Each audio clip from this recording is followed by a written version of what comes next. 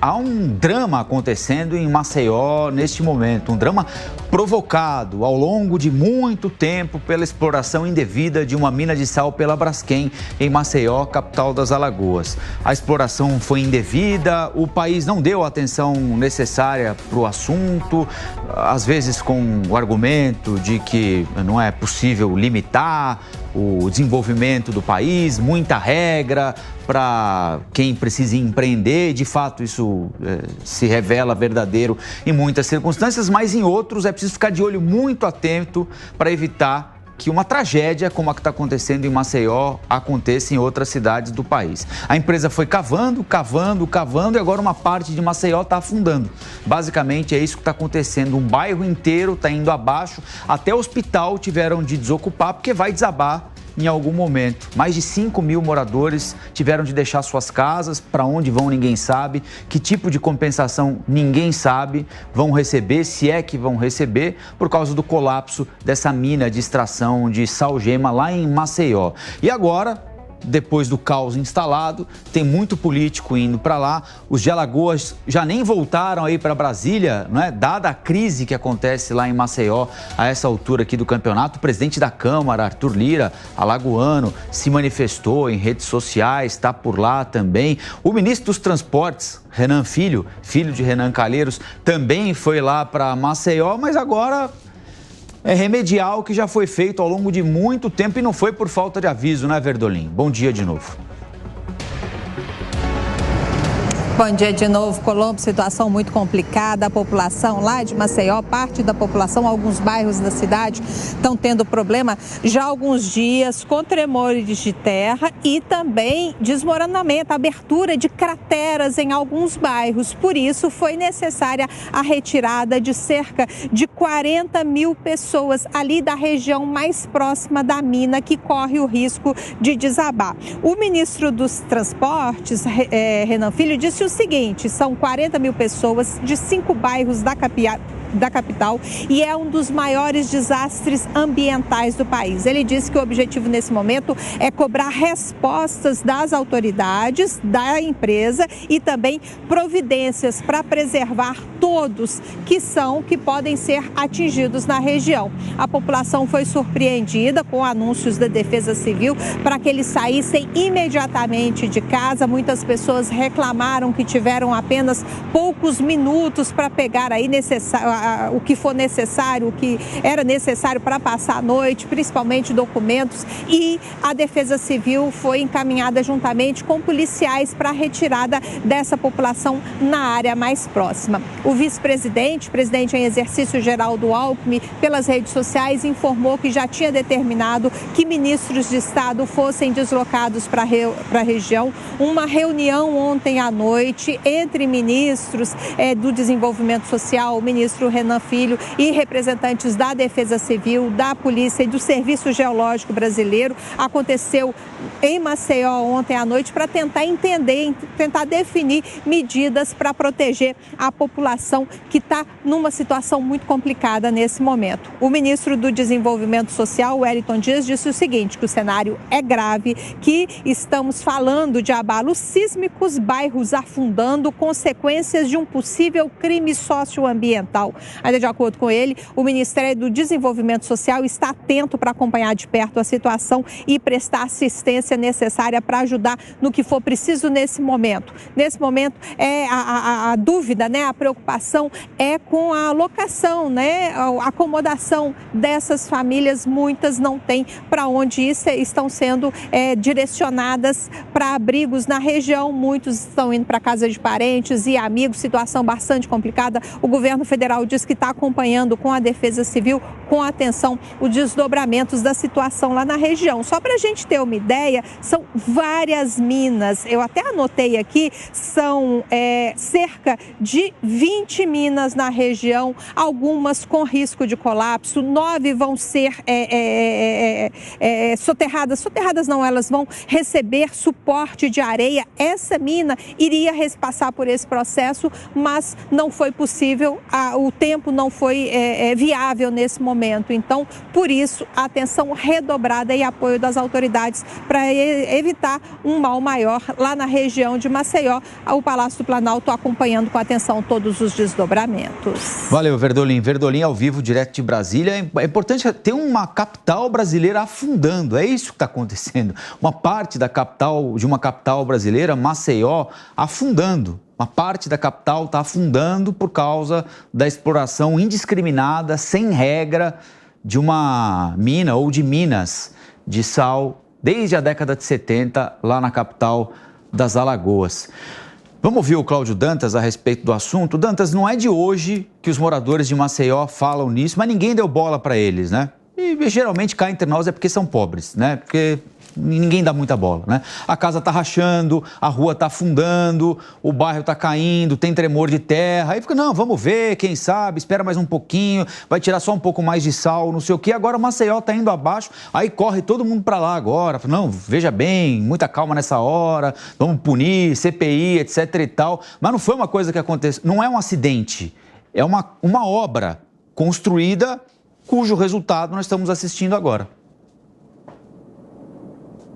Colombo, e infelizmente não é de agora. Essas denúncias, o afundamento, nós verificamos isso há anos. Inclusive, o Ministério Público entrou nessa discussão, fez ali umas propostas de termo de ajuste de conduta, mas parece que não foi suficiente, né? Quem está, inclusive, propondo uma CPI aqui no Senado é o senador Renan Calheiros, de Alagoas. Agora, é importante justamente que se entenda a gravidade social. Isso é um impacto econômico, social, político imenso. Quer dizer, você deveria estar com o país inteiro debruçado sobre isso, vida de milhares de pessoas em risco, vidas que, vamos dizer assim, foram prejudicadas, muitas ali até desfeitas. Você imagina, você vai lá, constrói sua casa e de repente a sua casa afunda numa vala, né, num abismo criado por uma exploração irregular feita pela Braskem. E aí, a gente precisa trazer para esse debate, e talvez por isso essa CPI não tenha saído ainda, o monopólio, né, do setor petroquímico que foi, vamos dizer assim, construído na base da canetada pelo ex-presidente, pelo atual presidente Lula, mas no seu mandato anterior, no seu segundo mandato, que colocou ali a Odebrecht em parceria, né, com a Petrobras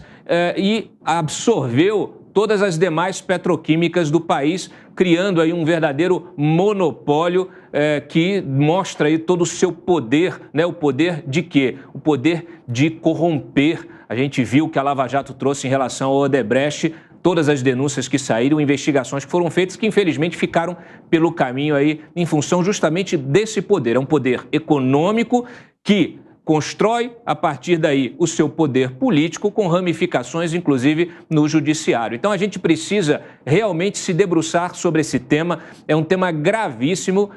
A CPI é só o pontapé inicial de tudo que precisa ser investigado em relação à Braskem. Agora, Dantas, chamar a atenção nesse caso também para mais uma forma de desigualdade que prevalece aqui no Brasil.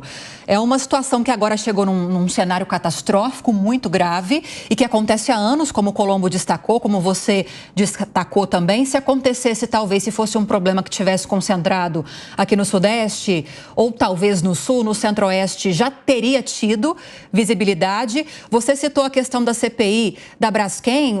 Se não me engano, o requerimento foi aprovado em meados de outubro, mas até agora a comissão ainda não foi formada.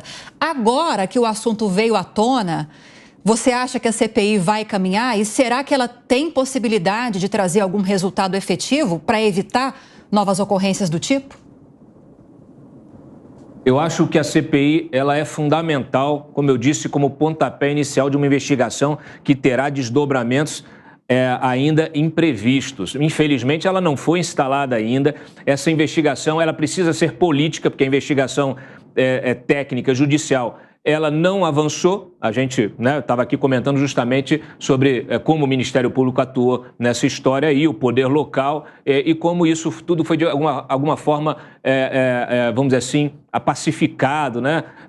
Olha, é muito curioso, né, que algo que tem um impacto social tão grande não movimente a esquerda. A gente não vê ninguém da base do governo falando: precisamos investigar isso, precisamos reparar o dano social que foi causado. Ué, mas a pauta social não é tão importante? Ah, mas dessa vez ela envolve um grande agente econômico que tem relações umbilicais com essa mesma esquerda.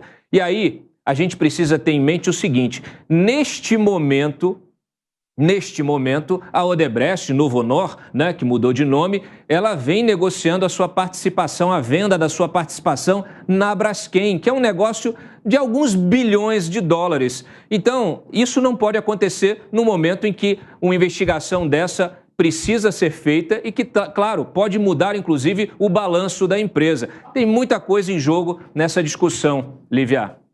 Mas eu também queria ressaltar aqui a falta de manifestação do presidente da Câmara dos Deputados, Arthur Lira, por exemplo, né? Que é alagoano, do senador Renan Calheiros, que é alagoano também, e o deputado Arthur Lira, que não me parece ser um representante da esquerda, né? Eu não sei se aí, Cláudio, tem muito esquerda ou direita, porque a Odebrecht é suprapartidária, né? Ela é uma empresa suprapartidária, sempre foi uma empresa suprapartidária, e com o protagonismo que Alagoas tem na política nacional, que Arthur Lira tem na política nacional há tanto tempo, né? Nunca se ouviu, em plano nacional, uma palavra do presidente da Câmara para condenar a empresa ou para pedir atenção para o que estava acontecendo lá em Maceió. Amanda, queria te ouvir também. Sabe o que acontece, Colombo? Eu acho que volta um pouco naquilo que o Dantas falou também, que é a pressão dos grupos econômicos, dos lobbies, né, que seria o jargão popular, isso que não é regulamentado até hoje na política brasileira, mas a pressão desses grupos econômicos sobre deputados e senadores. E como essas empresas muitas vezes passam ao largo de qualquer escrutínio ou investigação ou punição mais dura. A gente já teve 2 acidentes desses em Minas Gerais, né, com a Samarco, depois com a Vale, né, as 2 empresas, na verdade, com a Vale, ou muito ligadas à Vale, Mariana, com mortos, né, com deslizamentos, etc., com problemas sérios de Minas. Agora a gente tem um problema que é um pouco de outra ordem, mas envolvendo uma grande empresa também em Maceió, em Alagoas, e a população que fica refém de todo esse jogo político e jogo de pressão. Enquanto vocês falavam, eu lembrava agora do que foi aprovado anteontem na Câmara dos Deputados como parte daquela pauta verde, e aí você tem um jabuti no meio, que é a extensão do contrato com as termoelétricas movidas a carvão mineral, que é o mais poluente dos combustíveis fósseis, até 2050. Então, até quando a Câmara se esforça para aprovar alguma coisa como energia eólica em alto mar, então você está pensando em transição energética, você está pensando no futuro, você coloca ali um jabuti, que é o quê? Que, na verdade, é fruto de uma pressão de um grupo econômico que ia ser beneficiado no sul do país e que precisava que esses contratos fossem estendidos por mais quase 20 anos, né? Por mais 15, 16 anos.